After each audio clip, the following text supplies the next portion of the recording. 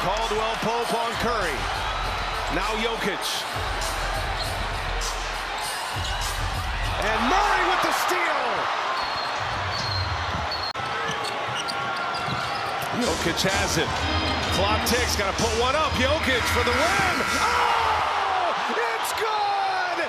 Jokić got it off in time, and the Nuggets win it.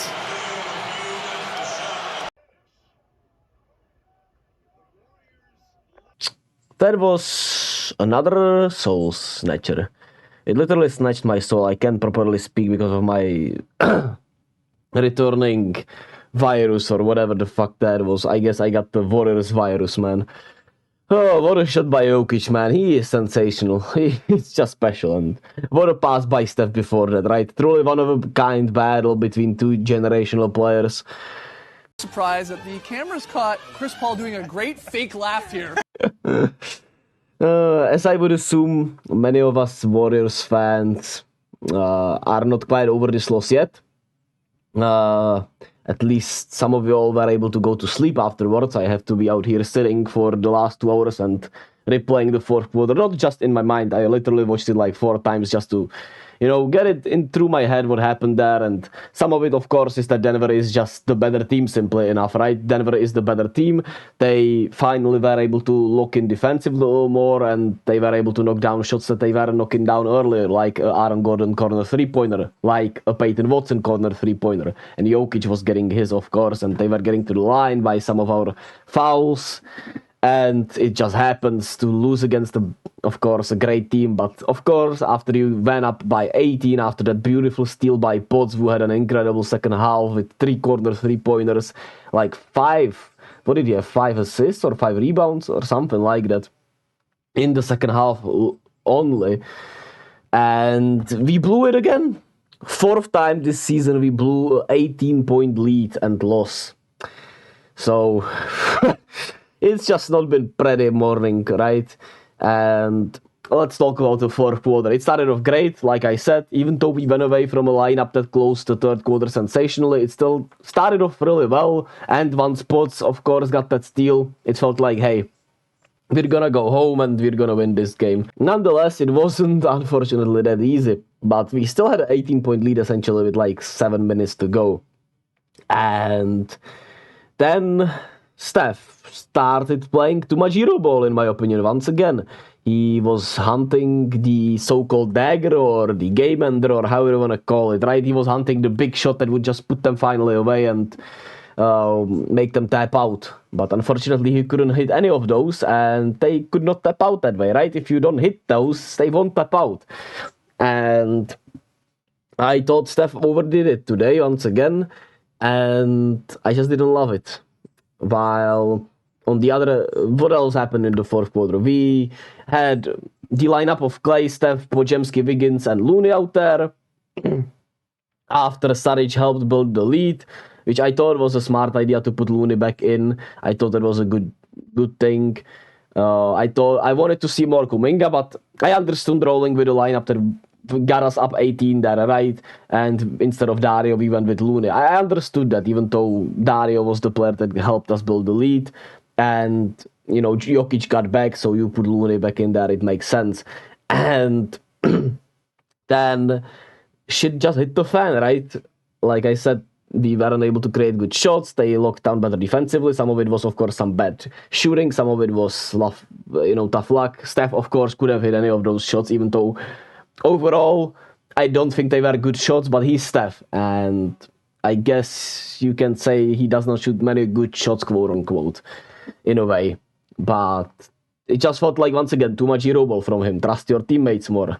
And Wiggins had a wide open three-pointer he couldn't knock down. It went in and out, and that resulted in a foul that turned into 2 free throws on the other hand also. So there was some tough luck also. But we still, were up by whatever it was, like 7-5 points when Wiggins had already played like 15 straight minutes in the second half, or 14 straight minutes.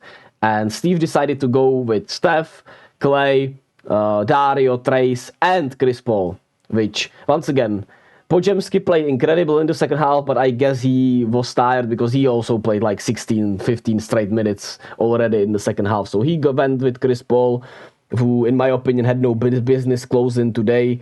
Unfortunately, he has to close because Steph because they just want a secondary ball handler out there, and it creates better spacing, apparently, and it takes the hand out of Steph's hands, which might be needed with the way he's been turning the ball over lately in the fourth quarter and some of the dumb shots he took. But the thing is, Steph was still handling the ball with Chris Paul out there.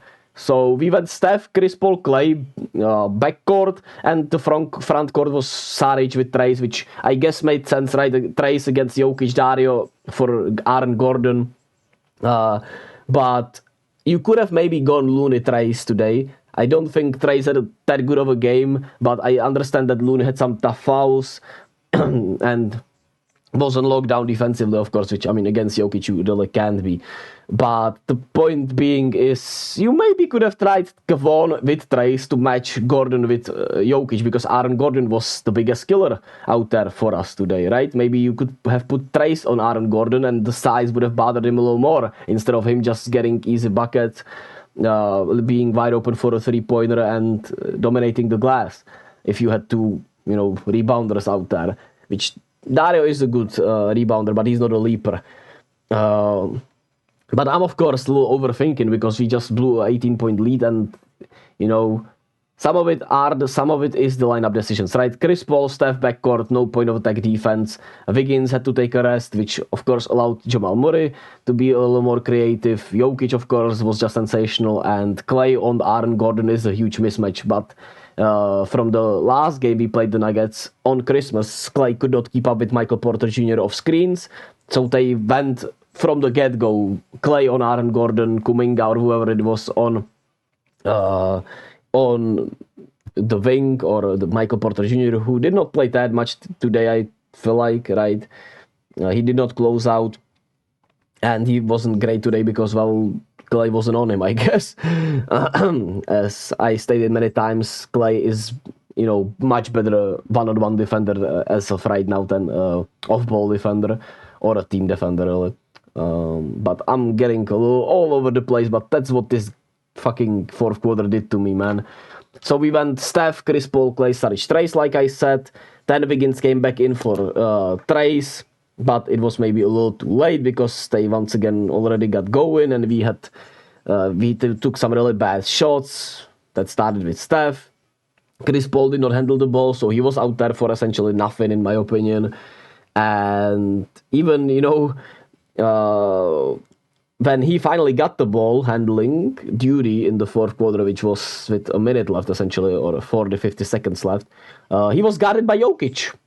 And they left Jokić on him. He took a three-pointer. I thought it was a good shot because, well, he's been knocking them down. He couldn't knock them down in the clutch, unfortunately. I guess he did not have enough rhythm. I don't know. But he just felt like he shouldn't have, he didn't need to be out there. And with the way Kuminga was playing, he had played 19 minutes. He was +7, played solid, okay defense. He still has some mislapses, but he played a solid defense. Had 4 rebounds, 4 assists, was able to make for others, was actually rebounding well, and had 16 points. Got to the line in 19 minutes. Got to the line like 7 times. What else is there to stop the bleeding when you can't score? Get to the foul line, which Kuminga could have been able to do in the post-ups, and Wiggins, I guess they just didn't want him posting up that much, or he is just not as aggressive as Kuminga is posting up, right? So it creates a whole lot of issues, and I feel like Wiggins defensively wasn't better than Kuminga by that much to justify him being out there instead of Kuminga. And it also does not help, like I said, that we can't play Wiggins and Kuminga together, even though today I felt like both of them played okay. And while Wiggins had a rough first half, he did better, of course, in the second half, which is why he stayed out there. But Kuminga was playing good all around throughout the game, so why not try them together in the second half? You have two, wings league, where the wings are so valuable. You have two great athletes in a way, and you can't play them together. I understand that Kuminga does not have the shooting as of right now, and none of them rebound that well, but Kuminga's been at least able to play make, which accounts for something in this area, right? If he was out there with Steph, Clay, Kuminga, Wiggins, and Looney or Trace, he being able to actually play make, which he had 4 assists, and he's been really setting up Clay and Steph really nicely lately. It does something, and the rebounding's an issue, of course, and it starts with Wiggins, in my opinion, not Kuminga, because, well, Wiggins, who said that he was never gonna average 4 rebounds per game, is averaging pretty much 4 rebounds a game, I'm pretty sure. It's also about the minutes, but, you know, he was sensational rebounding-wise in the playoffs, in the championship season, which we know, and it felt like he unlocked that rebounding part of him, but I don't know if he just doesn't want it, doesn't have it, I don't know, man. Anyway, I'm just all over the place because this shit made me sick, man. I'm kinda rambling about everything. And I rewatched the fourth quarter like 4 times, and some of it, of course, is that Denver was just great. But I thought Steve Kerr not playing Kuminga was a crime. Going without a wing late with Trace and Dario out there, which is not a defensive lineup. If you went Looney, Dario, it's not a much better defensive lineup either, I guess. But I don't know, man. I don't know, man. Shit was just nasty, and in terms like Moody didn't play again. He already talked about him and his representatives talked with Mike Dunleavy about his playing time. So who knows what happens there. And that's tough because, well, he's smacked up in space with Potts, Wiggins, Kuminga, and Clay, I suppose. And Chris Paul, really, because we have to play the secondary ball handler, right? So he has smacked up minutes there. So I'm just over it a little bit. It's just tough, man. Going out like this is just tough. And it's some political issues, right, with Chris Paul needing to close out. With this team, the only person that should be locked to close is Steph Curry. Nobody else should be locked to close. It should be a game-to-game basis. And today, I felt like Kerr just dropped the ball with getting Chris Paul out there. I get that Podziemski played essentially 15 minutes straight, but I don't know, man. Still could have gone with Kuminga in there, who played much better than Chris Paul did today. And Draymond is supposed to be coming back in the next week or so. I don't know. I'm sorry, guys. Is there anything else to say there? It's a lot on the players also. Let me just not put all the blame on Steve Kerr.